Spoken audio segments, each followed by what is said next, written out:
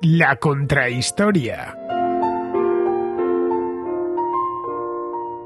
Un programa presentado y dirigido por Fernando Díaz Villanueva.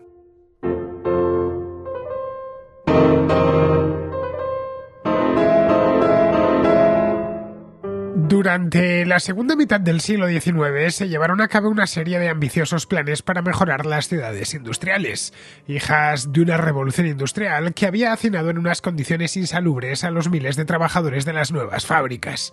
Tuvimos ocasión de ver con más detalle algunos de estos planes de reforma con Alberto Garín, en la contrahistoria que dedicamos a este urbanismo del siglo XIX la semana pasada.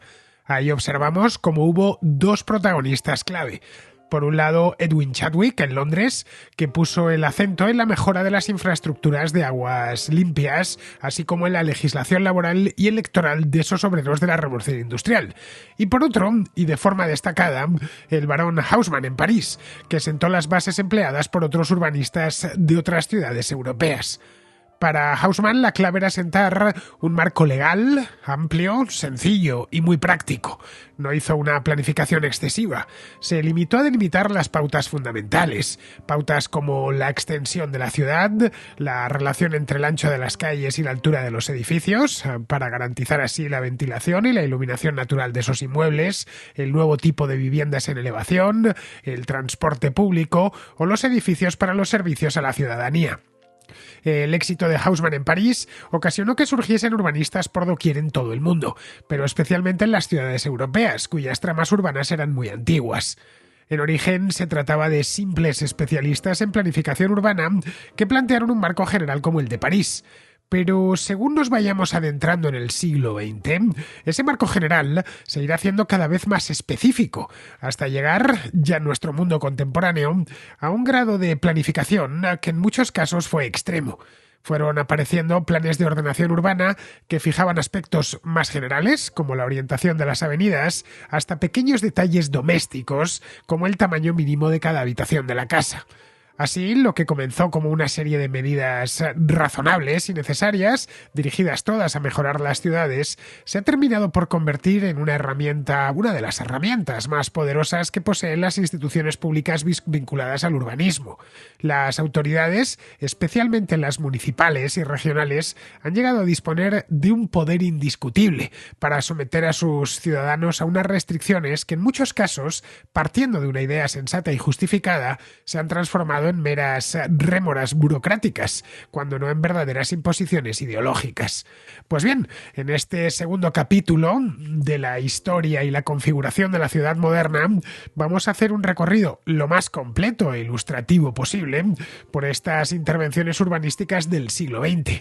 De la mano de Alberto Garín veremos algunas propuestas que habrían sido imposibles por extravagantes, de no ser porque se llevaron a cabo, y otras que sí resultaron inesperadamente exitosas.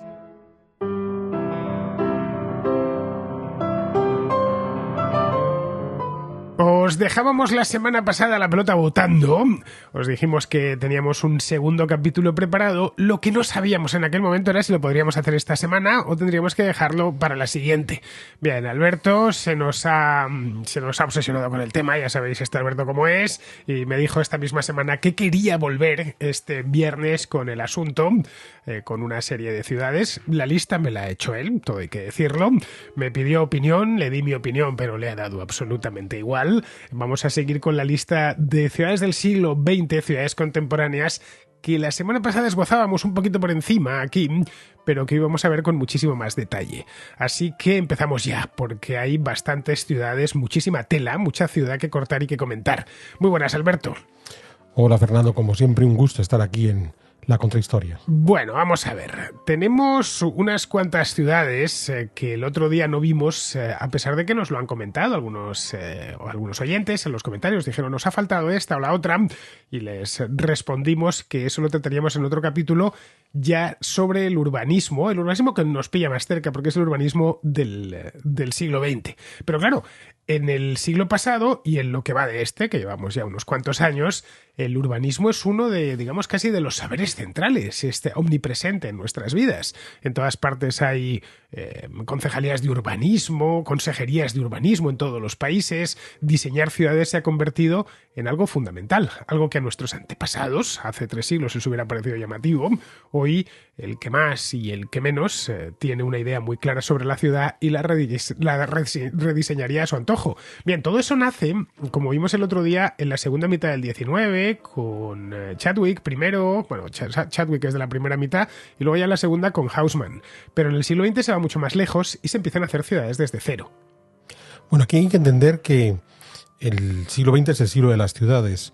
La mayor parte de la población del planeta Tierra hoy vive en ciudades y ese fenómeno de movimiento campo-ciudad, o directamente la gente nace ya en las ciudades, es la seña distintiva de este siglo XX. Entonces, claro, hablar de ciudades en el siglo XX es prácticamente hablar de donde vive el 80% de la humanidad.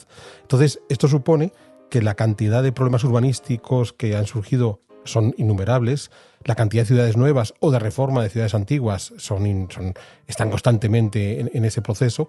Y con esto quiero decir que adelantarse a nuestros contraescuchas, el número de ejemplos que vamos a poner es necesariamente limitado, porque si tuviéramos que hacer un ejercicio minucioso de urbanismo del siglo XX, no es que tuviéramos que hacer un programa, es que posiblemente después de 1000 programas no habríamos terminado. Nos daría para un programa en sí mismo, ¿no? Un programa, una contrahistoria monográfica durante 2 o 3 años, solo la cantidad de ciudades que se han hecho nuevas. Eso es, por lo que queremos hacer es centrarnos en los grandes movimientos urbanísticos, o sea, qué es lo que sucede a lo largo del siglo XX, cómo va a haber una serie de cambios que, ojo, es interesante entender que no responden a elucubraciones exclusivas de los urbanistas.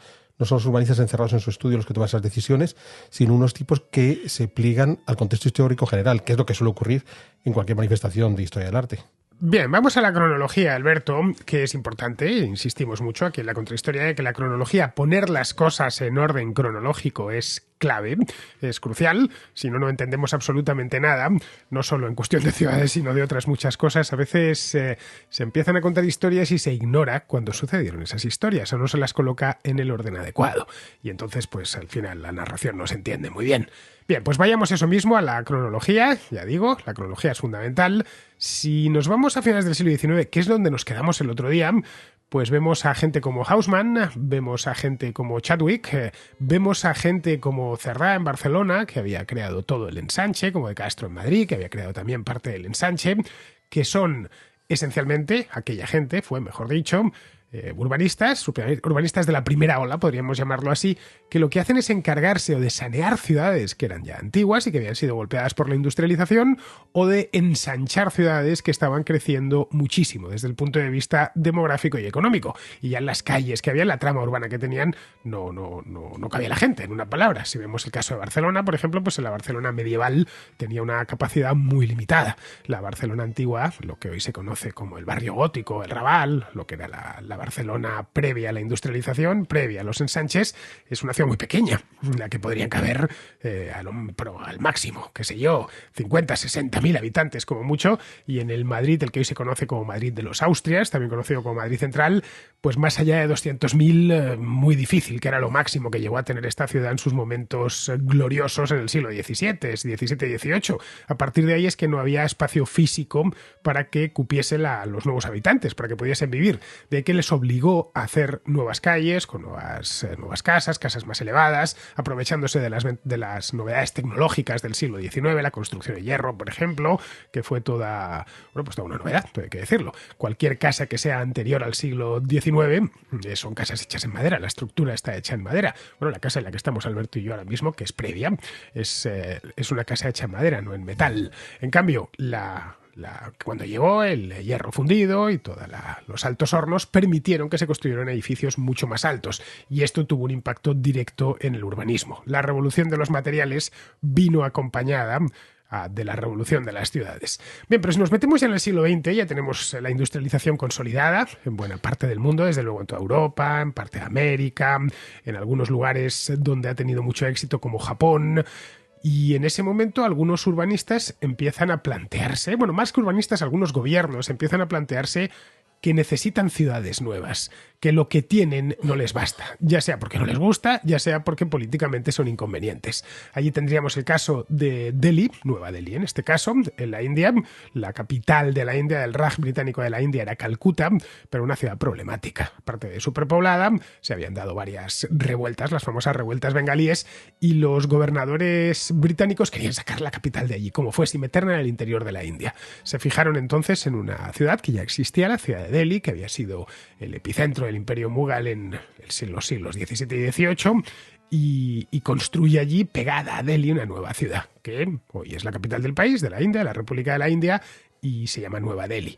Pero si nos vamos a otra parte, lejana, bastante lejana, Australia, mucho más al sur, encontramos que también los británicos construyen, o lo menos los británicos de Australia, construyen una nueva capital, porque la colonia australiana, que había sido empezada a poblar en el siglo XVIII, a finales del XVIII, tiene ya a principios del siglo XX una población significativa y dos ciudades principales. Una es Sydney, en el estado de Nueva Gales del Sur, y otra es Melbourne, que está en el estado de Victoria.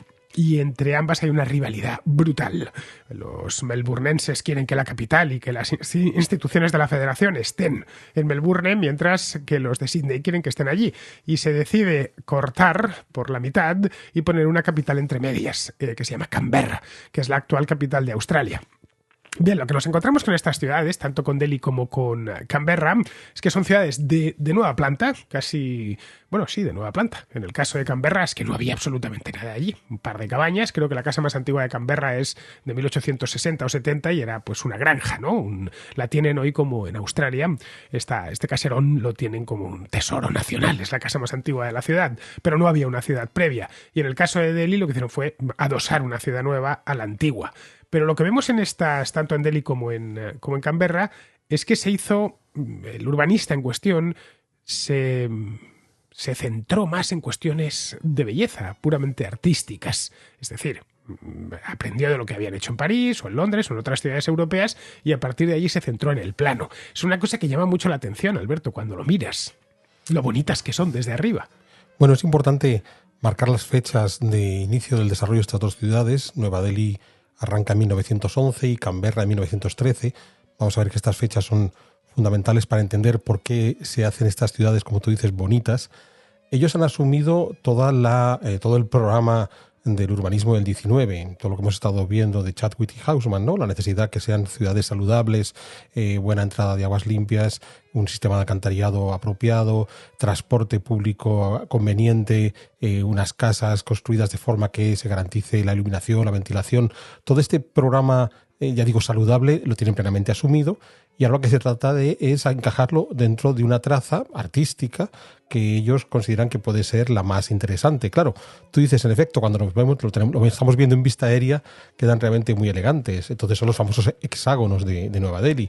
Invito a los contraescuchas a que echen un vistazo a Google Maps y puedan ver cómo todavía se aprecian en el centro de Nueva Delhi estos hexágonos, o los círculos de Canberra, en el caso de Canberra más visibles aún porque la ciudad no ha crecido especialmente. Claro, lo que estamos aquí es ante una sociedad muy optimista, una sociedad que considera que el modelo en el que están viviendo, este mundo postindustrial desde el punto de vista de las ciudades, es exitoso, las cosas funcionan, de modo que tú solamente tienes que ajustar un poquito, y estos ajustes los puedes hacer sobre una traza artística y la cosa va a funcionar de maravilla.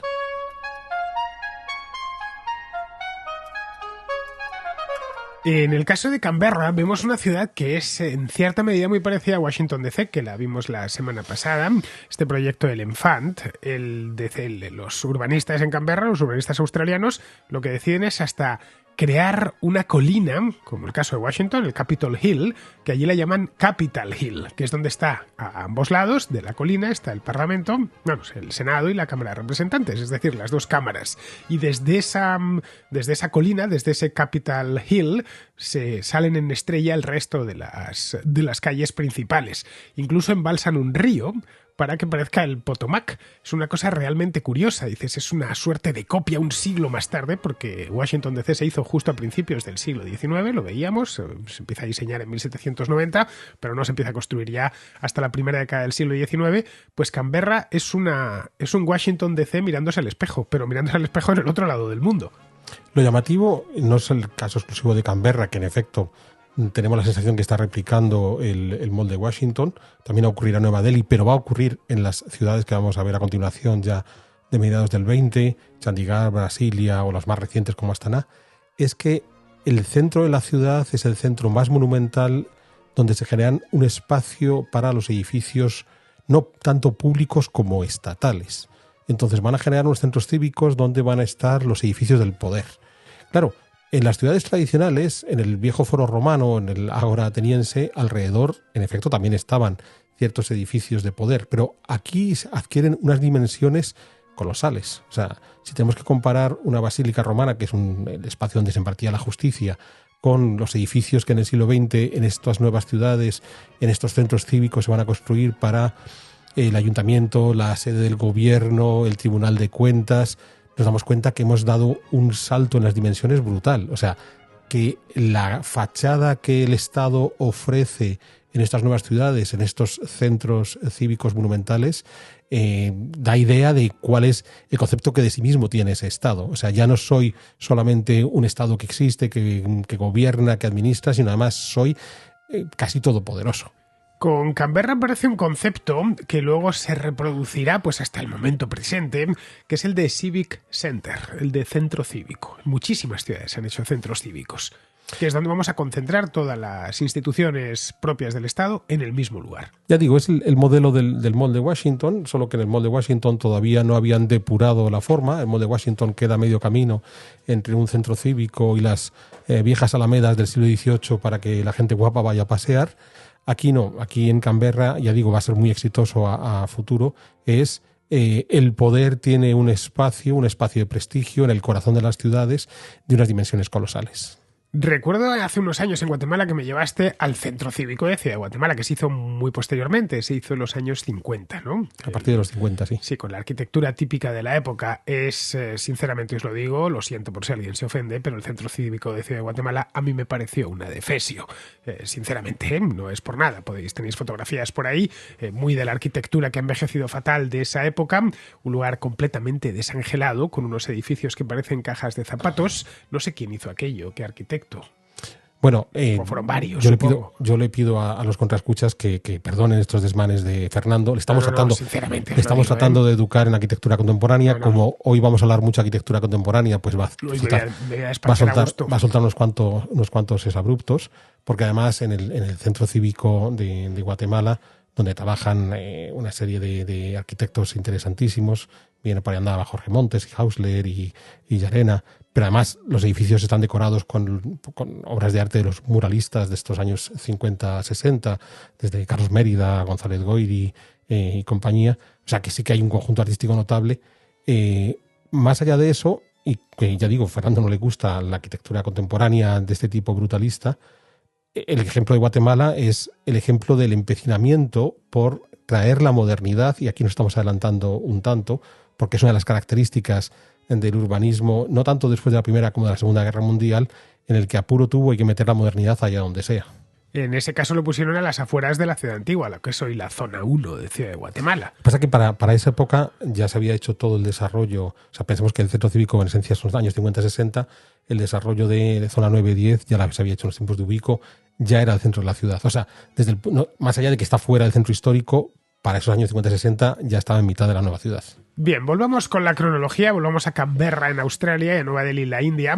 Son dos ciudades que fueron fundadas seguidas, una en 1911, Nueva Delhi, y Canberra en 1913.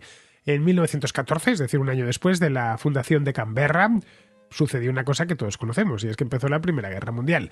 Y eso tuvo muchas consecuencias de toda índole. Tuvo consecuencias políticas, que conocemos bien, se redibujó por completo el mapa de Europa, especialmente de Europa Oriental. Tuvo consecuencias económicas, tuvo consecuencias geopolíticas. Estados Unidos pasa a convertirse ya en una de las principales potencias, y tuvo consecuencias urbanísticas.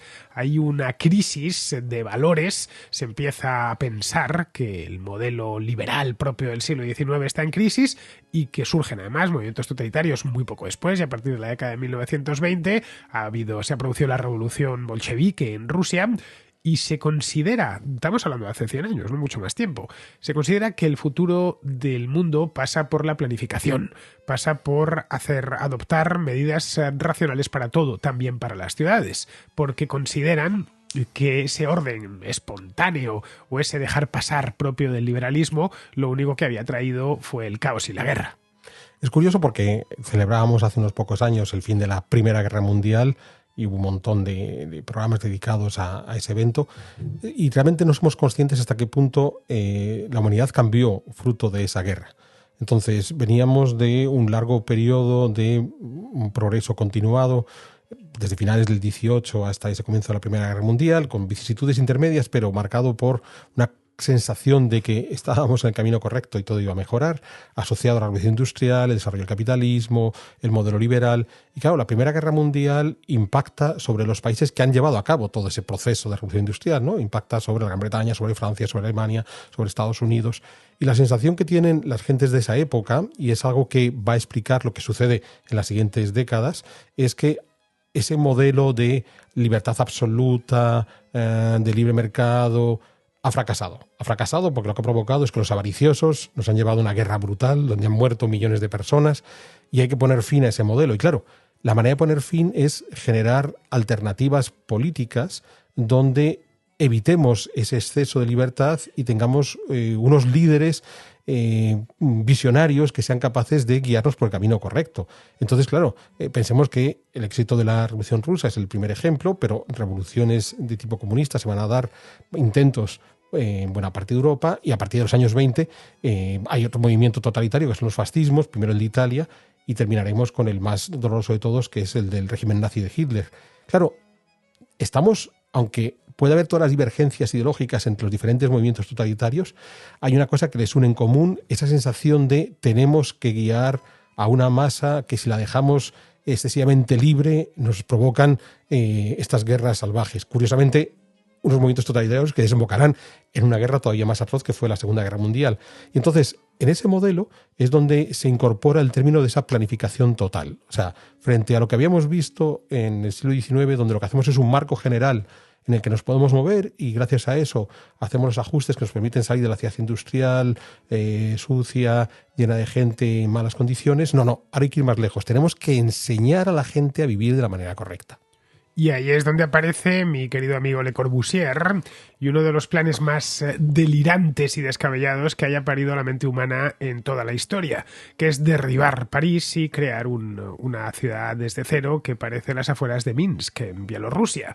Es el llamado Plan Voisin de 1925, muy poco después de que terminase la Primera Guerra Mundial. Bien, lo que quería hacer Le Corbusier, más conocido como Corbu, para quienes le siguen, pues era tirar la ciudad y construir encima otra completamente nueva y necesariamente peor. En fin, ahí tenemos los planos del Plan Voisin y de lo único que podemos alegrarnos es que eso nunca se llevó a cabo. ¿Qué le pasaba por la cabeza a Le Corbusier para una disparate semejante? Bueno, es curioso porque, en efecto, de nuevo invitamos a los contraescuchas a que busquen tu Plan Voisin y van a poder ver que lo que pretendía era colocar unas gigantescas torres de apartamentos dentro del París de Haussmann. Pensemos que Haussmann ya se había cargado parte del París medieval, o sea, no era la primera vez que en Francia decidían cargarse parte de la capital y volver a hacerla. Pero en este caso ya no era con un claro afán de hacer una pequeña mejora sobre lo previo, sino de romper por completo tabla rasa y volver a empezar. Esta idea de que lo que yo traigo, que es absolutamente moderno, es lo que realmente va a funcionar, es algo que va a marcar. O sea, Le Corbusier es hijo de su tiempo, no es que Le Corbusier se invente este tipo de cosas. En los años 20, insisto, fruto de la crisis de la Primera Guerra Mundial, hay mucha gente que considera que hemos fracasado, hay que empezar de nuevo, tabla rasa, que es algo que hoy seguimos conociendo porque hay muchos movimientos políticos que llegan como si el mundo no hubiera existido antes de ellos. Y entonces, lo que va a plantear Le Corbusier aquí es algo que nos marca hasta hoy. Y todavía hoy la obsesión de muchos políticos y de muchos urbanistas para mejorar la ciudad es pegarle un puñetazo al centro de la ciudad y meter algo ultramoderno. Porque en el momento que es ultramoderno, seguro que es mejor. Entonces, esa asociación absurda en el hecho de que lo nuevo inevitablemente tiene que ser mejor. Claro, lo nuevo no tiene que ser mejor ni lo antiguo peor, pero tampoco existe lo contrario. Hay cosas nuevas que son interesantes y cosas nuevas que tenemos que descartar porque no funcionan. Entonces, ahí es donde se encaja ese Plan Voisin de Le Corbusier, que ya digo, no es que sea exclusivamente suyo, sino que es el hijo de su tiempo, y como el de Le Corbusier, lo que pasa es que Le Corbusier tiene muchísima más trascendencia que otros urbanistas, había otras gentes que planteaban esa necesidad de romper con lo antiguo y claramente establecer la modernidad. El Plan Voisin no fue aceptado al final, por fortuna para los parisinos, porque si no hoy vivirían en una de las afueras de Minsk, pero al lado de la Torre Eiffel, ¿no? Entre lo que no pretendía era tirar Notre Dame. Bueno, lo curioso está en que no fue aceptado en el corazón de París, aunque la periferia de París, las famosas banlieues, están llenas de torres de apartamentos muy parecidas a las que Le Corbusier... Era un trabajo teórico, ¿eh? Lo que Le Corbusier plantea en 1925 es teórico, no es el Le Corbusier de los años 50-60 que tenía muchísimo más capacidad para ejecutar sus proyectos. El Plan Voisin de Le Corbusier es, en esencia, las afueras de Madrid, de Barcelona, de Kiev, de un montón de ciudades europeas. Sí, porque, hechas después de la guerra. Sí, porque después de la Segunda Guerra Mundial, claro, lo que va a ocurrir es que las propuestas de Le Corbusier, muy novedosas para su época, no van a ser seguidas porque llegan propuestas alternativas, hijas de los totalitarismos, de los movimientos soviéticos en la antigua Rusia y de los movimientos fascistas. Y entonces, claro, hay que esperar al final de la Segunda Guerra Mundial para recuperar esas ideas y decir, oye, como lo que estos totalitarios traían en la mano no ha funcionado, vamos a la otra alternativa que había en los años 20, que es el Plan Voisin. Con Le Corbusier tenemos otro elemento aquí que es definitorio de la ciudad, en el Plan Voisin estoy hablando, que es definitorio de la ciudad del siglo XX, y es la fe en el automóvil. Si echamos un vistazo a los planos de Le Corbusier en París, vemos que las avenidas ya son muy anchas para que entren los vehículos a motor, que esto luego se verá en todas las ordenaciones urbanas en los siguientes 70, 80 o 90 años, hasta el momento presente en el que están sacando los coches de las ciudades, pero en aquel entonces se pensaba que el futuro pasaba por ahí. El transporte público, evidentemente, que ya se había incorporado en el siglo XIX. Haussmann, esas avenidas meten el metro por debajo, y el transporte privado, motorizado. De nuevo, es hijo de su tiempo, ¿bien? Y entonces hay una extraña obsesión, por eso él define la casa como la máquina para habitar, ¿no? Entonces, una obsesión por cierto desarrollo tecnológico que no cuaja en estos años 20 o 30, lo que va a cuajar es el urbanismo totalitario, pero que es después de la Segunda Guerra Mundial cuando consideran, ahora sí, tenemos que darle pie a ese otro modelo urbanístico basado en el automóvil. Ojo, que es posible que muchos de nuestros contraescuchas lo han asumido como propio, o sea, no les sorprende nada el hecho de vivir en las afueras de la ciudad, tener que tomar su carro cada mañana, echarse unos cuantos minutos de atasco para llegar hasta el lugar donde van a trabajar o van a llevar a sus niños al colegio, y lo asumen como algo inevitable en la ciudad contemporánea. Otro que quiere empezar a rediseñar la ciudad, en este caso la ciudad capital, que es Berlín, es Adolf Hitler, que se hace con el poder en Alemania en 1933, que además es artista, o por lo menos se cree artista. Hitler, no lo olvidemos, fue pintor en su juventud, era un auténtico fanático de la arquitectura, uno de las personas más cercanas que tuvo a lo largo de sus años en el poder fue un arquitecto prestigioso, Albert Speer, a quien le encarga la reconstrucción, mejor dicho, de Berlín. Lo único que iba a dejar en pie era la puerta de Brandeburgo, que es del siglo XVIII. El resto iba a ser víctima de la piqueta y se iba a crear una ciudad desde cero. Pero no una ciudad del estilo Le Corbusier en París, no una ciudad como el Plan Voisin, sino una ciudad, un remedo de una ciudad clásica, monumental. Es decir, volvían tanto Mussolini, que hizo grandes reformas urbanísticas en la Roma de entreguerras, como el propio Hitler, que quería tirar Berlín y hacer una cosa nueva, empiezan a inspirarse en modelos clásicos, en una Roma soñada, una Grecia soñada, en la Germania, Welthauptstadt, es como la llamó, es decir, capital mundial Germania. Es eso mismo, es una locura también, esto también es una cosa delirante. Hay maquetas, por suerte nunca se llegó a hacer, aunque algunos edificios de Germania sí se llegaron a hacer, como la Cancillería, que tampoco existe hoy, quedó muy bombardeada durante la Guerra Mundial y luego ya la tiraron. Pero en el resto hay una maqueta que le gustaba mucho mirar a Hitler junto a Speer de cómo la iba a construir. Y es una visión, un tanto una ensoñación sobre lo que tenía que ser una ciudad imperial de corte romano. Ojo, porque esta obsesión por estas ciudades, digamos, imperiales no es exclusiva de los movimientos fascistas. Es algo que Stalin también pone en marcha en la Unión Soviética. O sea, incluso se define un estilo imperio asociado a las reformas que Stalin emprende, sobre todo en Moscú, con la misma idea, la creación de gigantescas avenidas que conducen a grandes edificios estatales rodeados de colosales edificios de apartamentos. Claro, la sociedad al servicio del Estado. O sea, toda la sociedad se vertebra en torno a esas grandes avenidas que miran hacia el poder central, que es el que encarna toda esa sociedad. Entonces, ya digo, no es exclusivo de los movimientos fascistas. Claro, hay ejemplos que se han perdido, como tú decías, de la Cancillería, que termina por ser demolida, además en presencia de Churchill. Churchill, que sabe que le encantan ese tipo de gestos mirando a la historia, cuando le pegan el último pequetazo a la Cancillería de Berlín, él estaba en Berlín. Pero es algo que ya había comenzado Mussolini en Italia. Es muy conocido el caso de las vías de los foros imperiales, donde abre una gran avenida cargándose. Que sigue existiendo la vía dei Fori Imperiali. Que se carga. Que es por donde van los autobuses turísticos. Eso es, que se carga la buena parte de la ruina arqueológica del foro. Y en efecto, el máximo exponente que no llegó a desarrollarse era esa Germania que quería hacer Hitler con Albert Speer para renovar. Mussolini en Italia, en Roma, llegó a hacer un foro que se llamaba así, Foro Mussolini. Como si le había tenido un foro Julio César y Trajano y Augusto, ¿por qué no iba a tenerlo Mussolini? Es lo que hoy se conoce como Foro Itálico. Es donde está el Estadio Olímpico de Roma, donde está el Estadio Itálico, que el Estadio de Mármoli se llama, el Estadio de los Mármoles, ¿no? Que tiene muy poca capacidad, eso sí, pero a cambio tiene unas estatuas de mármol muy vistosas.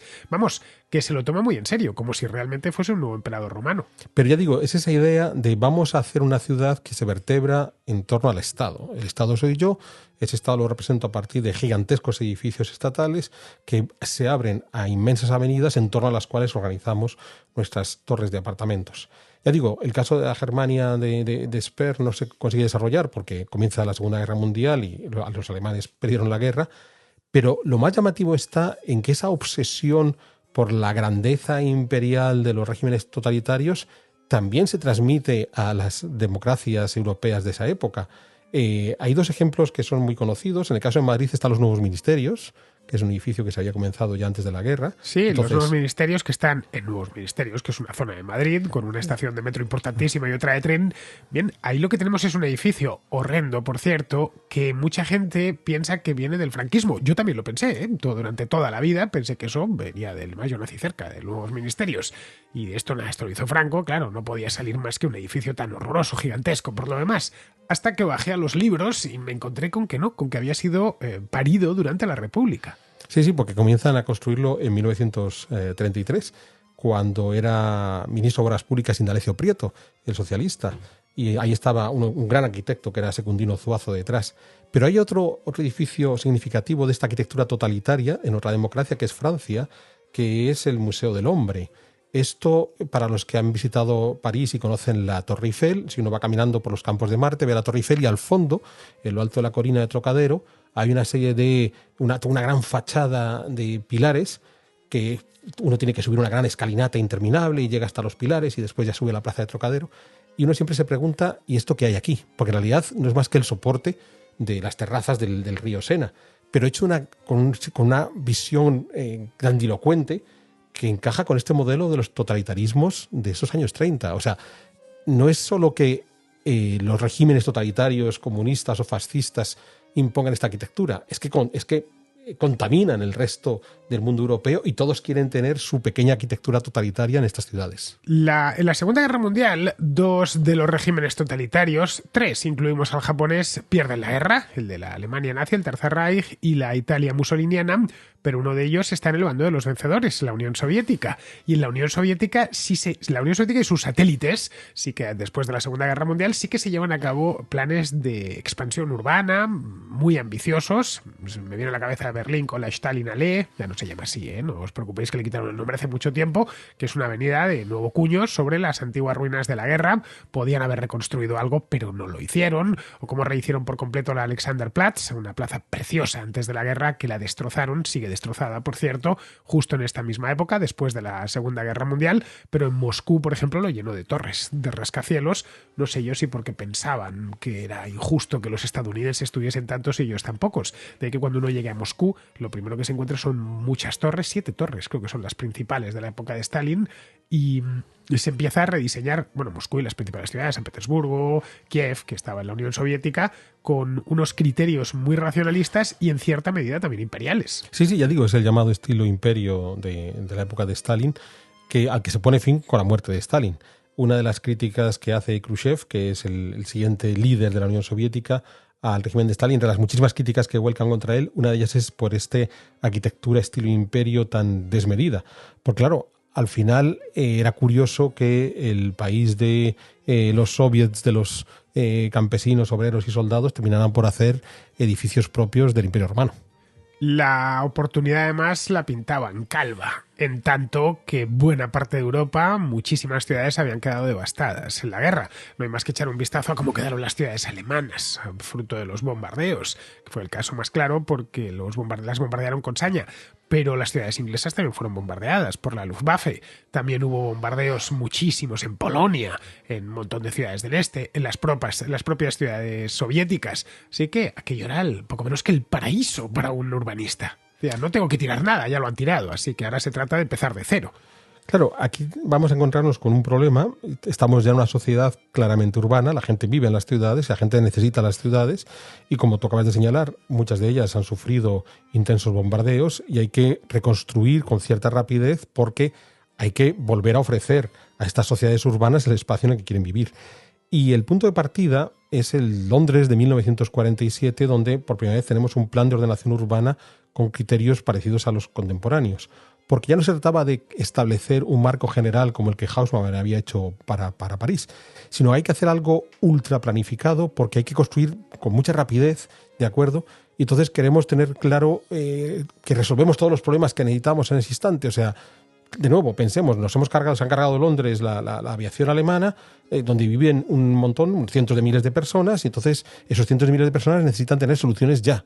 Entonces, entre esas soluciones ya no solamente va a quedar dónde está el límite de la ciudad, si tenemos transporte público, sino que ya empezamos a entrar en otros elementos más pequeños, más en detalle, que todavía en el plan de ordenación urbana de Londres es relativamente generoso, no llega a ser tan planificado como los actuales, pero claro, es que incluso hay elementos como, por ejemplo, faltaban recursos, o sea, faltaban materiales para poder reconstruir. Entonces, ¿cómo conseguimos un equilibrio entre casas razonables con materiales adecuados? Quizás no tanto. Entonces, claro, empiezan a entrar en un detalle en este primer plan de ordenación urbana de Londres que resulta inquietante porque es lo que ha terminado en derivar en los planes actuales donde prácticamente todo está planificado.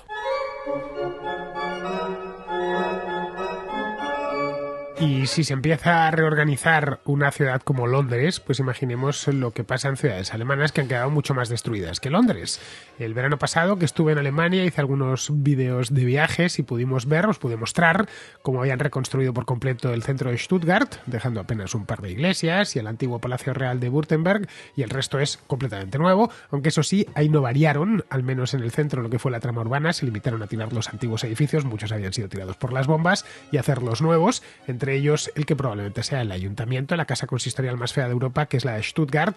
También estuvimos, tenéis los vídeos en mi canal de YouTube, en Frankfurt, y pudimos ver cómo el centro también lo tiraron. Buena parte había sido bombardeada, fue de las ciudades más bombardeadas de Alemania, pero quedó, pues perfecto para que llegasen los urbanistas de posguerra e hiciesen un Frankfurt nuevo, junto a la iglesia del Kaiser. Todo estaba, una iglesia gótica, eso sí, alrededor edificios de cemento y de cristal de los años 50 y 60.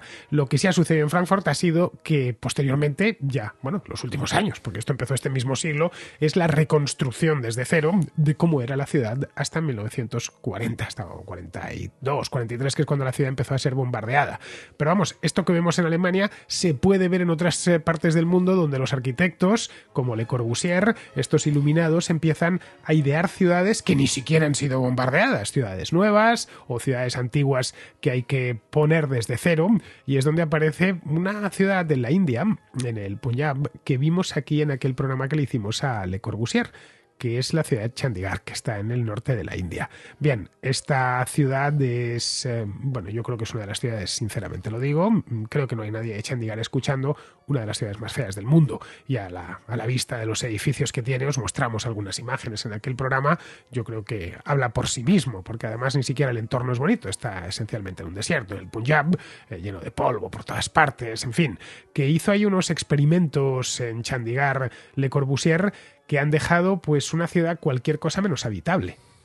Pues bueno, como decíamos antes, las propuestas, digamos, extravagantes alternativas de Le Corbusier en el periodo de entreguerras no encajan porque lo que se impone es el modelo del urbanismo totalitario, pero ahora, tras la Segunda Guerra Mundial, donde los totalitarismos aún han sido derrotados, o al menos los fascismos, y hay que mirar a otro lado, es lo que eran proyectos en la mente de Le Corbusier se pueden llevar a cabo. En efecto, él trata de desarrollar de alguna manera en ciudades preexistentes y va colocando sus unidades de habitación por aquí y por allá, comenzando por la de Marsella, pero sobre todo lo consigue en el caso de Chandigarh, donde ahí sí que va a tener la capacidad de tratar de desarrollar a partir de 1951 todas las ideas que él tenía en su cabeza sobre urbanismo. Ahora bien, detengámonos un momento en Chandigarh y tratemos de ver los pecados de Le Corbusier. El primer pecado, de partida Le Corbusier diseña su ciudad, no se para pensar qué es lo que los indios del Punjab quieren como ciudad. Es cierto que esa tensión entre el proyecto de Le Corbusier y lo que la gente de Chandigarh necesitaba, pues con el tiempo han ido corrigiéndolo. Segundo pecado, Le Corbusier impone algo que va a repetirse en otras muchas ciudades, que es la sectorización. Esa idea de tiene que haber un lugar donde se vive y luego en otro sitio diferente donde se trabaja y en otro sitio diferente donde se compra. En ese momento les pareció que era... Y que todo esté comunicado por autopistas. Eso es. Y entonces, claro, yo me pliego al automóvil. No eran conscientes de la cantidad de automóviles que habría en el futuro y los atascos que eso provocaría. Y de nuevo, es algo que ha habido que ir corrigiendo por el camino. Pero, curiosamente, hay dos elementos que me gustaría rescatar de Chandigarh, ¿vale? Que uno ya lo hablamos en su momento cuando hicimos el programa de Le Corbusier. Uno te lo digo ya. Uno mira Chandigarh y piensa que cualquier ciudad del mundo es bonita al lado. Vale, pero no son esos dos elementos. Ese sería el primer elemento positivo. Los dos. Si pensáis que vuestra ciudad es fea, echar un vistazo a Chandigarh y diréis, salid a la calle y podéis decir, caray, qué bonito es el sitio donde vivo. A ver. Entonces, de estos dos elementos, uno es que sí entendió la gradación que hay en las vías, ese famoso modelo de las 7 vías de Le Corbusier, un modelo que aplicamos hasta hoy. O sea, al final sí que tenemos que distinguir entre vías de alta concentración vehicular y elevada velocidad, vías de concentración vehicular pero velocidad reducida, vías vehiculares que nos permiten acceder al interior de nuestros barrios, y luego ya espacios peatonales hasta el pequeño sendero que nos lleva a la puerta de casa. Eso todavía hoy lo seguimos aplicando y además cada vez lo aplicamos mejor a partir del modelo de las 7 vías de Le Corbusier. O sea que en ese sentido él sí que se dio cuenta de algo que en su época debía sonar un poco extraño, pero que hoy se ha convertido en algo casi fundamental para mejorar nuestras ciudades. Y la segunda es que a pesar de que a Fernando le puede parecer tremendamente fea la ciudad de Chandigarh, la opinión que tienen los habitantes de Chandigarh, de su ciudad, es altamente positiva. Igual es que no han salido de allí. Esto es muy llamativo porque además Chandigarh tiene una serie de ventajas. Primero, como ciudad nueva, muchos de los problemas que arrastraban las ciudades históricas de la India, curiosamente en Chandigarh no se han reproducido. El nivel de renta per cápita de Chandigarh es de los más elevados de la India. El nivel de alfabetización y de niveles de estudio de los habitantes de Chandigarh es de los más elevados. Y todo eso provoca que, a pesar de que desde el punto de vista estético a gente como Fernando le pueda resultar una ciudad fea, los habitantes de Chandigarh se sienten, la mayor parte de ellos, muy cómodos de vivir en Chandigarh. Bueno, quizá habría que darles, no lo sé, un paseíto por Venecia. Sí, no te niego que Venecia pueda ser mucho más bonita. Decirles, pues mira, una ciudad es esto, debería ser esto, parecerse a esto, no el lugar que os hizo el suizo grillado este. Pero la cuestión está en que si tú consideras que hay que imponer un modelo de ciudad a los habitantes de Chandigarh que se sienten muy felices en su ciudad, estás cometiendo el mismo pecado que Le Corbusier. No, yo les estoy diciendo simplemente a los no sé cómo se llama, chandigarianos o algo así, caray, parece un nombre de Star Wars. Bueno, pues a los habitantes de Chandigarh, sea cual sea su gentilicio, que bueno, han hecho lo posible, a poco que miremos miremos las fotos de la ciudad, por hacer habitable un lugar cuyo urbanista principal, Le Corbusier, un tipo, insisto, de Suiza, no tenía nada de indio, se empeñó en que fuese algo parecido a un SimCity llevado aterrizado sobre la realidad. Claro, todo esto, Le Corbusier nunca vivió en Chandigarh, él vivía en una casita de París, estupenda, de estilo antiguo, y luego tenía otra casa en la Costa Azul francesa, donde murió, por cierto, también con tejadito a dos aguas, todo muy tradicional. Que lo que fuesen los chandigarianos los que viviesen en lugares como Chandigarh. Esa es la realidad.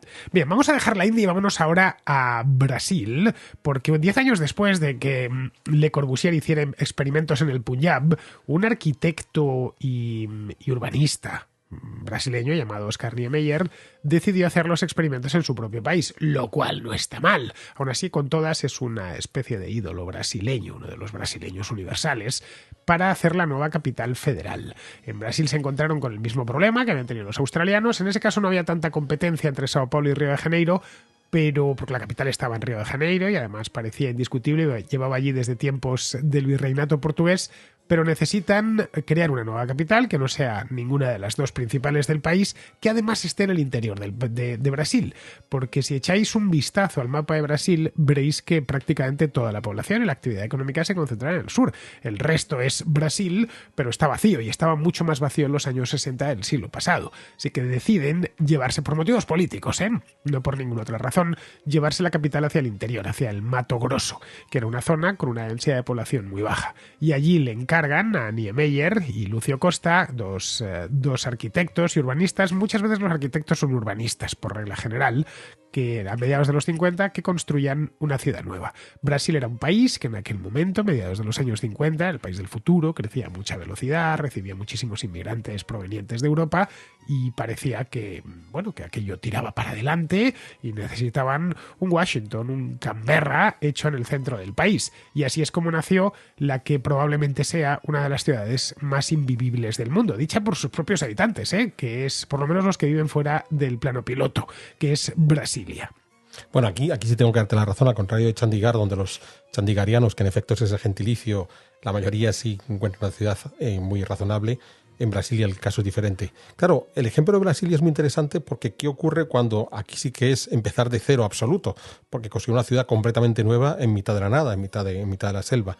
Y por una voluntad política que ya venía arrastrándose desde décadas atrás, pero que es el presidente Kubitschek el que decide ya por fin vamos a trasladar la ciudad al interior.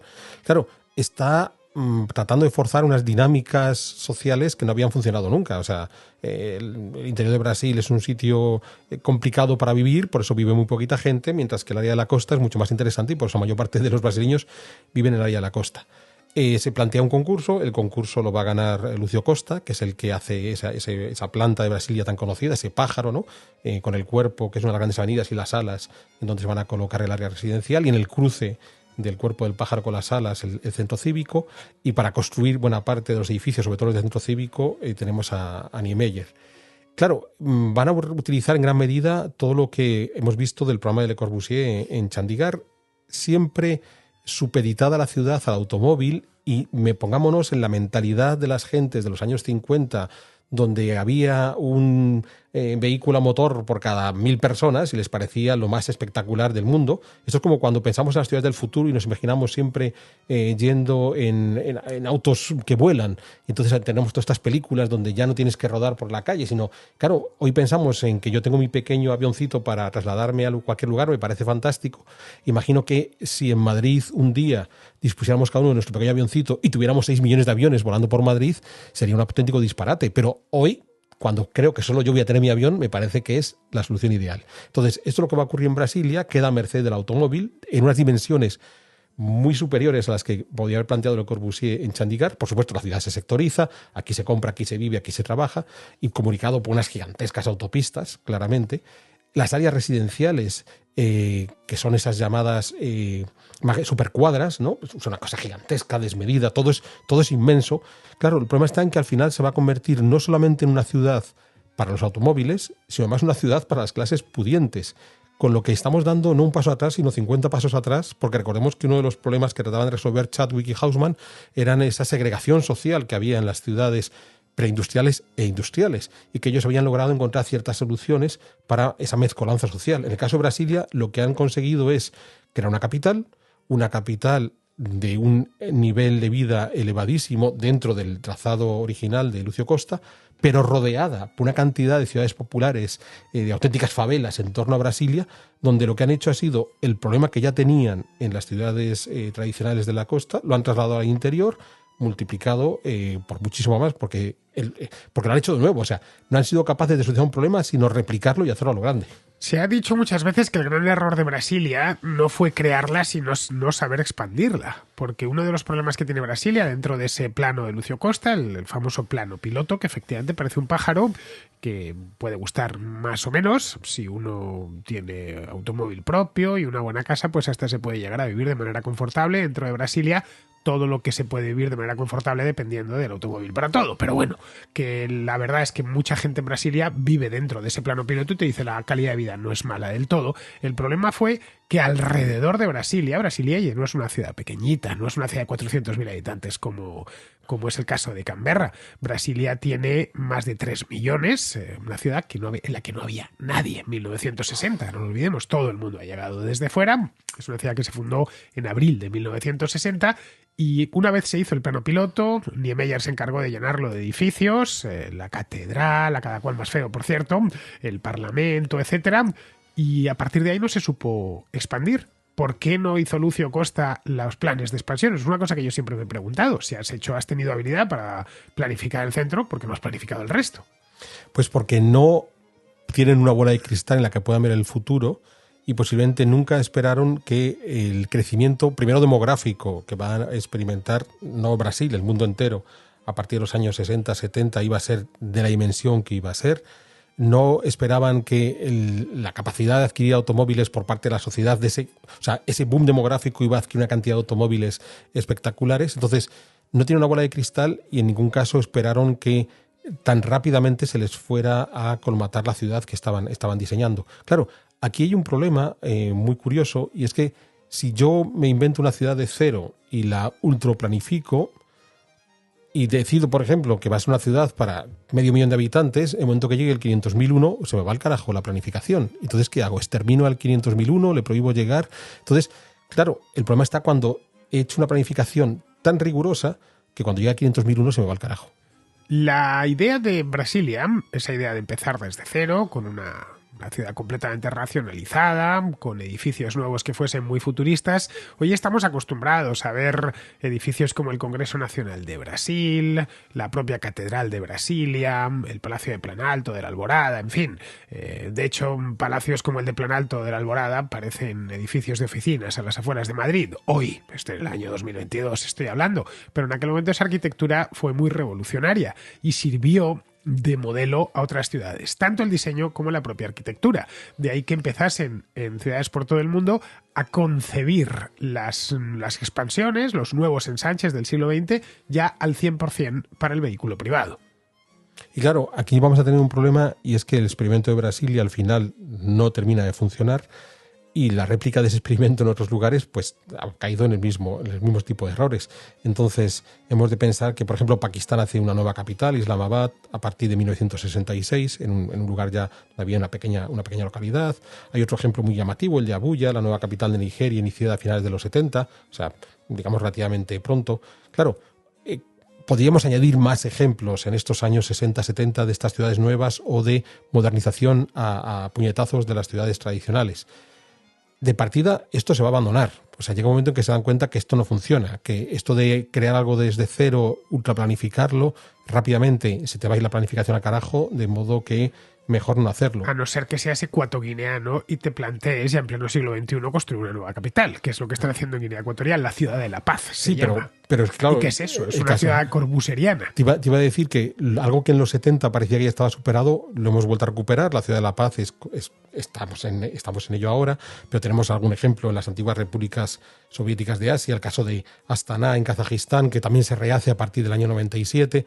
Entonces, tú y yo habíamos dicho antes de comenzar el programa que no íbamos a meternos en el urbanismo contemporáneo porque todavía tenemos que darle tiempo a ver cómo evoluciona, pero quizás en el caso de estas ciudades nuevas como la de Guinea Ecuatorial o la de Kazajistán, están curiosamente incurriendo en los errores que pensamos que ya habíamos entendido que eran errores de los años 50, 60, 70, pero que parece que hay gente que no aprende en cabeza ajena.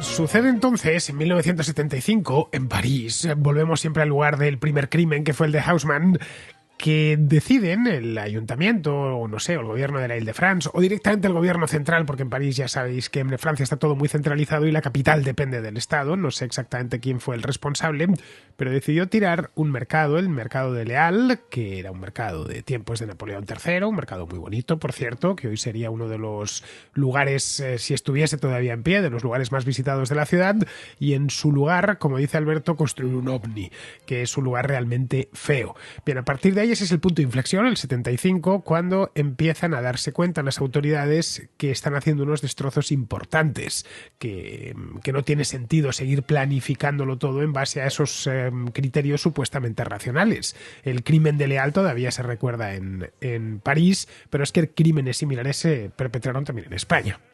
Bueno, el caso de Leal es significativo porque lo lleva a cabo el gobierno central. Pensamos que para 1975 aún París está castigado sin alcalde. Después de la Comuna de París habían quitado la alcaldía de la ciudad y hubo que esperar un par de años, al 77, para que vuelvan a tener alcaldes. Eso es muy curioso. París tiene alcaldes desde 1977 y el primero y por muchos años fue Jacques Chirac, después presidente de la República. Pero bueno, en el caso de Leal lo que sucede es que teníamos el mercado central parisino, el mercado de abastos. Hay una película de Jack Lemmon y Shirley MacLaine que se llamaba, que aparece el mercado de Leal, que Jack Lemmon es el policía que está con ella. Pues no la recuerdo. Vale, seguro que los contraescuchas van a acordar rápidamente porque aparece el mercado de Leal histórico, bien, con todo el abastecimiento de fruta, de verdura, de pescado y demás. Ese mercado sería hoy de estar construido, de seguir en pie, sería de estos mercados que se han puesto de moda en todas las ciudades europeas, como el de San Miguel en Madrid, lleno de puestecitos de delicatessen, estoy convencido. Habría sido el camino natural para ese tipo de mercados. Pero entonces consideran que no puede permitirse la capital de Francia tener un mercado de esta manera y entonces lo demuelen. Y en el momento que lo demuelen, lo que va a ocurrir es que quitan un edificio, precisamente de la época de Haussmann, un edificio industrial, historicista, con ciertos rasgos eclécticos. Durante ciertos años se queda un gigantesco solar en el corazón de París que no saben cómo resolverlo y al final terminan por meter un edificio de arquitectura contemporánea que puede resultarnos estéticamente más o menos bonito, a Fernando no le va a gustar absolutamente nada, pero que genera un problema muy curioso y es que es un edificio que se hunde para no perturbar la periferia de París, el horizonte de París, y entonces empieza a generar una serie de espacios de fondos de saco, lugares oscuros, poco atractivos, y se ha convertido en un espacio residual dentro de París. O sea, si hay un sitio poco recomendable para visitar París, es el actual edificio de Leal, que es un gran centro comercial contemporáneo, pero donde a determinados momentos del día es realmente arriesgado entrar. Irma la Dulce es la película que te estaba pensando. En Irma la Dulce se ve muy bien el mercado de Leal previo. El mercado original, que tiraron antes del 75. Eso es. Entonces, lo que va a ocurrir en París al momento que hacen el crimen de Leal es que los parisinos dicen, hombre, teníamos un mercado de abastos, historicista, industrial y demás, pero es que lo que hemos hecho a cambio es realmente nefasto. Entonces, nos hemos equivocado, claramente nos hemos equivocado. Podían haberlo reconstruido.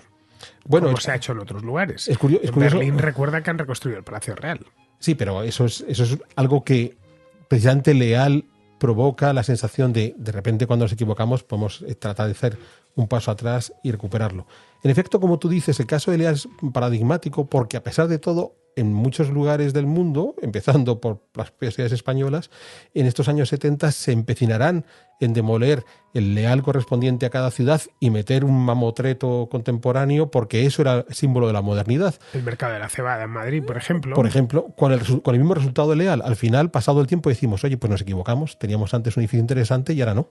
En Madrid, por suerte, se han reconstruido algunas cosas de las que se tiraron en mal momento. Caso, por ejemplo, del templete de metro de la Gran Vía, que se reconstruyó hace no mucho. Caso de la Puerta de San Vicente, una puerta del siglo XVIII que se reconstruyó en el siglo XX.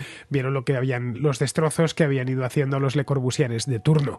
Pero en otros lugares donde había que... Bueno, en otros lugares, en el propio Madrid y en muchísimos lugares del mundo, lo que se impone a partir de la década de 1980 es un nuevo urbanismo que trata de aplicar criterios racionales. Por supuesto, esos criterios ya no se abandonan desde principios de la Revolución Industrial, pero siendo más comedido. Es decir, buscando una ciudad en la que hubiese algo de vida, no concebida en exclusiva para el vehículo privado, sino que hubiese viviendas, que hubiese también oficinas, comercios, etcétera. Es una ciudad de densificación media aproximadamente, con poco tráfico, pero que admite algo de tráfico. Bien, todo esto se pone en marcha en la década de 1980, como os comentaba, y en prácticamente todo el mundo tiene su impacto. En algunos lugares deciden, y vamos a volver ahora con Guatemala, deciden incluso hacer un nuevo barrio que sea casi modélico, pero que tiene cierto aire, y en el caso de Guatemala, de Ciudad Cayalá, lo conozco personalmente, que parece un cartón piedra. Pues en efecto, que se llama así, nuevo urbanismo, es una corriente cuyos principales representantes son dos hermanos luxemburgueses, los Krier, Rob y Leon Krier. Lo que ellos consideran es, precisamente ante problemas como el provocado por Leal en París, donde se ha roto el entramado tradicional y se ha eliminado un edificio que estéticamente resultaba atractivo, la idea, un tanto naif y en algunos puntos incluso un poquito hortera, es tratar de ser más que una ciudad, digamos, más humana, es una ciudad más coqueta. Entonces vamos a ir recuperando ciertos conceptos, el valor calle como lugar de encuentro, pero tengo que hacer una calle escenario bonita, ¿vale? Tráfico reducido, de acuerdo. Aquí es curioso porque en los años 80 se llega a plantear incluso soluciones de peatonalización que con el tiempo descubrimos que no funcionaban, ¿vale? Esto, por ejemplo, en Madrid es muy interesante. Tenemos estos pasajes subterráneos por debajo de la Castellana de finales de los 70-80 que se convirtieron... Que algunos los han quitado. Los han quitado porque se convirtieron en un lugar donde dormían mendigos, te asaltaban... Un lugar donde nadie quería pasar. Eso es, nadie quería pasar. Entonces, claro, nos dimos cuenta que algunas de las propuestas no terminaban de cuajar y hubo de nuevo que rehacer. Entonces, por ejemplo, hoy es muy raro peatonalizar de forma rotunda en un sector de la ciudad. Por lo general se aboga por tráfico reducido, carga y descarga, urgencias, los vecinos, para que de esa manera siga habiendo circulación combinada de vehículos y personas. Bueno, eso que llaman ahora pacificar, ¿no? Que pacifican el tráfico, lo restringen. Sí, tráfico reducido, ya está. Bien, entonces, claro, cuando se ha querido aplicar al pie de la letra los principios de los Krier, pues el resultado, como tú dices, es un tanto de cartón piedra. Y es muy curioso porque las propuestas de los Krier, en realidad, donde mejor se han llevado a cabo ha sido en Hispanoamérica, más concretamente en Centroamérica y sobre todo en Costa Rica y en Guatemala. Y el caso de Guatemala que tú citabas, Cayalá, es un ejemplo muy interesante de este nuevo urbanismo. Porque claro, en Cayalá de partida lo que hacen es imitar formalmente una ciudad bonita. Y claro, los guatemaltecos tienen un referente inmediato que es la antigua Guatemala. Pero no es que copien literalmente la antigua Guatemala, sino toman una serie de elementos propios de la antigua Guatemala, columnas, frontones, pórticos, los combinan de una forma un tanto extravagante, bien, pero claro, después se plantean otra serie de problemas. ¿Cómo hacemos el ancho de las calles para que entren suficientes carros? Porque si la hacemos demasiado estrecha, entonces claro, al final Cayalá tienes una calle tradicional en los alzados que dan a la calle, pero el ancho de la calle es inmenso. O sea, casi hay que tomar un autobús para cruzar de lado a lado de la calle porque es gigantesco. Entonces, ¿qué es lo que va a ocurrir en estos planteamientos de nuevo urbanismo? Pues lo mismo que estaba ocurriendo en las nuevas ciudades tipo Brasilia, que ¿por qué empezamos de cero cuando ya tenemos experiencias urbanas que no pueden ser en parte exitosas y lo que tenemos que hacer es recuperar el éxito? O sea, en el caso de Ciudad de Guatemala. Ciudad de Guatemala no necesitaba inventarse Cayalá, tiene un centro histórico muy atractivo, que el único problema que tiene ese centro histórico muy atractivo, o los dos únicos problemas que tiene son inseguridad y exceso de tráfico. Pues hombre, mete más policía, reduce el tráfico y tienes una ciudad muy agradable sin tener que inventar nada de cartón piedra. Sí, a mí me llamó la atención porque en Cayalá hicieron, y está hecha una iglesia neoclásica de grandes proporciones. Caray, si quieren ustedes iglesia neoclásica, tienen la catedral. Bueno, posiblemente de todo Cayalá lo único bonito que tiene es la iglesia. Pero más allá de eso... Pero que podían haber aprovechado la catedral, sí, que es una catedral magnífica, del periodo virreinal. O podían haber recuperado algunas de las otras iglesias históricas del centro. Pero digo, posiblemente la iglesia de la Sagrada Familia de Cayalá es de lo único realmente atractivo que hay en Cayalá. Pero esa obsesión de nuevo del planificador, no importa que sea dentro del estilo internacional, heredero de Le Corbusier, o del nuevo urbanismo, heredero de los Krier, esa sensación de que yo, planificador, yo solito o con mi equipo de arquitectos voy a ser capaz de crear la ciudad perfecta. Luego, a finales del siglo XX, sucede otro fenómeno que es el inverso a lo que había sucedido a finales del siglo XVIII y principios del XIX, y es la desindustrialización. En muchos lugares de Europa, que habían sido emporios industriales, empiezan a desindustrializarse, porque la industria empieza a irse a otros lugares del mundo. Sucede en el Reino Unido, ciudades como Manchester o Liverpool, que habían sido casi la cuna de la industrialización, o sucede también en España, el caso de Bilbao, por ejemplo, que ha sido una ciudad muy industrial y que empieza a perder sobre todo la industria pesada que estaba en torno a la ría del Nervión. Bien, a partir de ahí tienen las autoridades locales que reinventarse la ciudad, porque eran páramos industriales, páramos postindustriales, y tienen que crear una nueva ciudad que sea atractiva, que genere empleo, que sea agradable para sus habitantes. En el caso de Bilbao, que se pone siempre como ejemplo, y no es para menos porque la ciudad la recuperaron por completo, uno ve el Bilbao del año 1975 y el Bilbao del año 2022 y son dos ciudades completamente distintas, por lo menos en lo que toca a lo que pega la ría. Bien, esto es un modelo que se crea en aquel momento, finales del siglo XX y a partir de los años 90, y es vamos a devolver la ciudad su esplendor aprovechando que la industria ya no está aquí. Bueno, el caso de Bilbao es muy curioso y además es algo que se ha querido replicar por doquier y solamente ha funcionado en Bilbao. Como tú dices, en efecto es una ciudad que entra en crisis, en esa ría del Nervión, esa gran corriente fluvial que atraviesa la ría. Si tú conociste Bilbao, como la conocí yo en los años 80, era un lugar donde solamente había montones de residuos del hierro, fábricas que se estaban abandonando o ya desmontadas. Era un lugar sucio y feo, Bilbao. ¿Y qué es lo que decidieron? Pues el gobierno vasco decidió en el año 92, en asociación con los Guggenheim, poner un museo Guggenheim. El Museo de Getty, que todo el mundo conocerá, y si no, pues echen un vistazo a internet cómo es ese museo de Guggenheim. Lo llamativo, cuando uno ve el Guggenheim hoy, es extraño respecto a la ciudad actual. Pero claro, en esa época, en realidad, siendo muy bruto en la descripción, lo que hicieron fue meter otra fábrica vieja más desmontada que era el Guggenheim. Entonces, claro, en el entorno donde se coloca el Guggenheim en el año 92 en Bilbao, el entorno de la ría, no chocaba absolutamente nada. O sea, si hubiera bajado un marciano habría dicho, pues mira, una fábrica más que se ha quedado abandonada, pero que la han convertido en museo, frente a las otras que las han dejado que se caigan del todo. Entonces, fue muy chocante porque decidieron apostar por una arquitectura realmente extravagante, totalmente alternativa, en un sitio donde no importaba, porque el sitio ya estaba totalmente degradado, de modo que si los Díaz Villanueva del momento le metíamos un edificio feo, no les iba a chocar porque el sitio pero es ya que era... el Guggenheim de Bilbao es bonito. Pero ya digo, el sitio, a ti por vez, de repente te gusta un edificio contemporáneo. No, es que es bonito, es que yo no estoy en contra de la arquitectura contemporánea. Entonces, estoy en contra de la arquitectura contemporánea fea. Entonces, la ventaja del Guggenheim es que vino a recuperar un espacio que había quedado completamente marginado a partir de una estructura arquitectónica que no destrozaba el sitio porque el sitio ya estaba destrozado per se.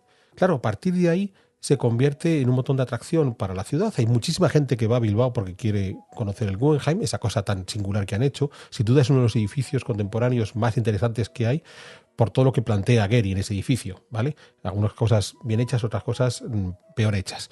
Y se comienza a recuperar Bilbao. Entonces se añaden nuevos edificios, se va mejorando la urbanización del lugar, se recupera la ría, se eliminan las fábricas que habían quedado abandonadas. Y quizás yo siempre he planteado que probablemente el punto final de Bilbao debería ser desmontar el Guggenheim y decir, bueno, ya lo hemos hecho, gracias Guggenheim, ya podemos quitar el museo. Claro, el modelo de Bilbao fue tan exitoso que en España en particular, pero en el resto del mundo en general, quisieron imitar Bilbao y todos querían tener un Guggenheim, todos querían meter un super edificio cultural ultra contemporáneo que de golpe y porrazo iba a rehacer la ciudad. En el caso de España eso se va a hacer por todos lados. La Ciudad de la Cultura en Santiago de Compostela, la Ciudad de las Artes en Valencia. No funcionó. Y no funcionó porque hay dos razones importantes. En Avilés, en Asturias, se llevaron a Niemeyer. Por ejemplo. El centro Niemeyer, sí, que está en uno de los lados de la ría, porque Avilés tiene también su propia ría y que estuve yo allí hace unos años haciendo fotos. Es fotogénico el lugar, pero queda un poco como un pegote.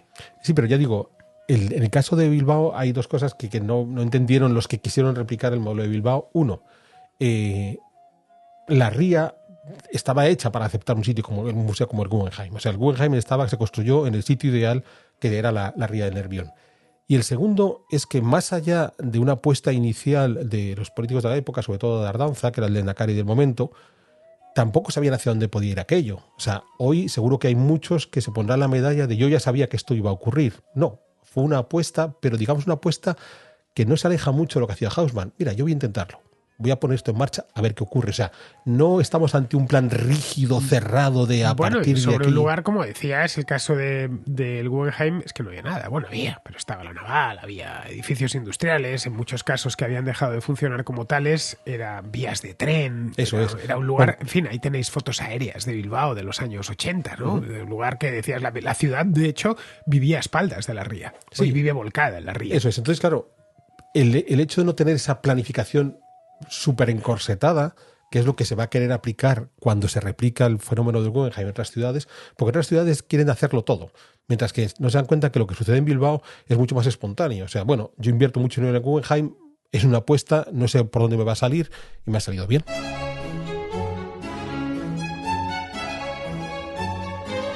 Algo parecido en esta misma época se hizo en Barcelona aprovechando los Juegos Olímpicos.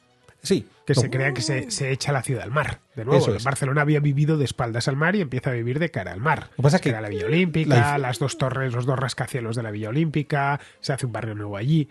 La diferencia entre Barcelona y Bilbao es que Barcelona era una ciudad dinámica, una ciudad que no estaba en crisis y que gracias a los Juegos Olímpicos terminó de ajustar una parte de la ciudad que había quedado un tanto marginada. En el caso de Bilbao es que era una ciudad en crisis, era una ciudad que estaba yendo al carajo y que gracias al Guggenheim despegó. O el caso de Valencia, que es que ayer ya nos meteríamos en este siglo con la Ciudad de las Artes y las Ciencias de Valencia, y aprovechan el cauce seco del río Turia y Santiago Calatrava crea un gran complejo museístico. Sí, pero el caso de la Ciudad de las Artes, como el de la cultura de Santiago, es ya el modelo planificado donde si pongo esto, inevitablemente va a ocurrir esto y esto y esto y esto, y no funciona así. Entonces, la Ciudad de las Artes de Valencia o la Ciudad de Cultura de Santiago no han conseguido el mismo fenómeno de atracción y de progreso que tuvo el Guggenheim para Bilbao. Bien, pues vamos a ir terminando, Alberto, porque podríamos continuar, podríamos meternos ya en el siglo XXI, pero no es nuestra intención. Nos vamos a quedar en los años 90, cuando se hace el Guggenheim, porque la Ciudad de las Artes, como digo, y de Valencia ya es algo posterior. A mí personalmente la Ciudad de las Artes, toda esa zona, me parece que la dejaron bastante bien, sobre todo si la comparamos con lo que había, que era un descampado en esencia. Pero bueno, no queremos meternos, no queremos ir más allá, no por nada, sino porque nos falta perspectiva. Yo personalmente creo que en temas de urbanismo en muchos aspectos se ha empeorado los últimos 20-25 años y hay algunos proyectos urbanísticos que me parecen muy criticables, pero ya veremos si funcionan o no funcionan, y en otros aspectos sí se ha mejorado, ¿no? Se está devolviendo en muchísimas ciudades del mundo la ciudad de los peatones, lo cual, eso siempre es una buena noticia. ¿No te parece a ti? Sí, pero como tú dices, aún nos falta perspectiva para poder evaluar hasta qué punto ha sido o no ha sido exitoso, qué sé yo. En tu adorada Madrid, el modelo de San Chinarro, el modelo de San Chinarro son los nuevos barrios de la periferia de Madrid con viviendas que se encierran en sí mismas y grandes avenidas separando estos bloques de viviendas. Sí, son los famosos PAUs, sí, de las afueras, las eso tablas y entonces, demás. ¿Eso es el modelo de futuro? No lo sé, todavía no tenemos una perspectiva suficiente. ¿La recuperación de Madrid-Río es el camino adecuado? Pues parece que sí, pero también démonos un poco de tiempo para saberlo. Pero es más, creo que podremos traer a Carlos Rubio en algún momento para hablar de ello. Tenemos que traer a Carlos Rubio a la contrahistoria. De hecho, tenemos ya medio apalabrada una contrahistoria con Carlos Rubio. Carlos Rubio es un arquitecto importantísimo español, autor, entre otras cosas, de Madrid-Río, vamos, del paisajismo de Madrid-Río. Cuando paséis por ese parque, recordad que hubo arquitectos detrás, que fueron quienes lo diseñaron, y además de eso, de muchos más edificios, algunos muy importantes, como la torre de Pricewaterhouse en las Cuatro Torres. Lo tenemos medio apalabrado porque estuvimos la semana pasada con él, hace 2 semanas con él, y se lo comentamos. No se mostró reacio, al contrario, le pareció buena idea, así que vamos a ver si este año, y si no este año, el próximo, haremos un programa sobre arquitectura y urbanismo con Carlos Rubio, que va a formar ya, pues pasará, digamos, a la serie oro de las contrahistorias. Entre tanto, nosotros nos despedimos ya. Alberto, ha sido un placer tenerte hoy en la contrahistoria, y con esto ya cerramos la historia de las ciudades contemporáneas. Sí, con esto cerramos esta reflexión que estoy seguro que va a dar pie a un arduo debate en tus redes sociales. Ya lo verás. Recordando siempre que hemos dado una serie de ejemplos, que hemos dejado fuera de esta serie de ejemplos no unas docenas, sino unos cientos de ejemplos más. Sí. Y que estoy seguro que de rehacer este programa podríamos tomar otros ejemplos. Bien, pero que al menos sí que creo que hemos podido marcar las grandes tendencias que en el urbanismo ha habido en el siglo XX. Eso es cierto. La selección, ya digo, la hizo Alberto. Creo que ha sido una selección muy buena. Seguramente nos hemos dejado unos cuantos. Podéis ponérnoslos en los comentarios, eso desde luego. Podéis criticarme por meterme con Le Corbusier por enésima vez. Me da igual, me va a entrar por un oído y me va a salir por el otro, porque me sigue sin gustar. Pero bueno, con esto ya damos por concluida la contrahistoria de hoy. Espero que os haya gustado. Esta contrahistoria tiene que escucharse junto con la primera. Eso es importante, ¿eh? Porque van unidas. No las quisimos hacer juntas porque hubiera sido un programa de 2 horas y media y no es la idea. La contrahistoria dura lo que dura. Pero vamos, que pues, lo ideal es escuchar primero la anterior y luego esta. Dime, Alberto. Y además hay una singularidad. Este es el programa 101 que hacemos juntos, Fernando. 101. Bueno, la singularidad fue la anterior, Alberto, que hicimos el centésimo. Cualquiera celebra no el centésimo primero. Cualquiera celebra un centenario. Nosotros celebramos el centésimo primero. Bueno, lo que sí que yo estoy de celebración es que me han dado un premio por tercer año consecutivo a la contracrónica, no a la contrahistoria. Eso sí, los premios iVoox de la audiencia que me lo concedieron ayer, muchísimas gracias a todos, de verdad, de corazón. Es un premio que te dan los propios contraescuchas, porque este premio no lo da un jurado. Ya os dejé un vídeo ayer en el canal de YouTube, los dos lo dejé en el canal de YouTube de la Contra en directo y en el normal, el Díaz Villanueva. Pero vamos a ver si hay suerte y el año que viene, en 2023, gana la contrahistoria, porque los 3 años que he ganado este premio ha sido la contracrónica y creo yo que nos merecemos también en este programa que le ponemos tantas ganas, Alberto y yo, pues tener este premio. Muy bien, queridos, pues con esto terminamos ya, así que me despido de vosotros hasta la próxima contrahistoria.